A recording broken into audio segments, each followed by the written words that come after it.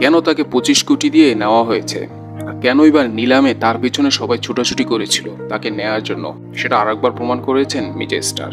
যখন নিলামে তার পিছনে সবাই লেগেছিল এবং তার মধ্যে কলকাতা নাইট রাইডার্স তাকে নিয়েছিল 25 কোটি রুপি দিয়ে, তারপর আসর যখন শুরু হয় তখন তার পারফরমেন্স দেখে হয়তোবা বাকি দলগুলো খুশি হয়েছিল যে যাক আমরা নেইনি, কিন্তু এখন হয়তোবা আফসোসে ভুগছেন সবাই, কেননা তিনি মিচেল স্টার।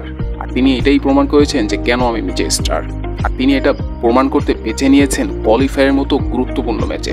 কথায় আছে না, অনেক প্লেয়াররা থাকে বড় ম্যাচের বড় তারকা, এই কথাটা যেন আরেকবার সত্যি প্রমাণ করে দিয়েছেন মিচেল স্টার। তার দুর্দান্ত এবং ভয়ঙ্কর বোলিংয়ে এই আসলে সবচেয়ে ভয়ঙ্কর ব্যাটিং লাইন আপ বা সবচেয়ে ভয়ঙ্কর দল হায়দ্রাবাদ টিকতে পারেনি। তাতে টপ অর্ডারদেরকে মাটিতে নামিয়ে নিয়ে এসেছেন মিচেল স্টার। তার ভয়ঙ্কর বোলিংয়ে 159ই থেমে যায় হায়দ্রাবাদের ইনিংস।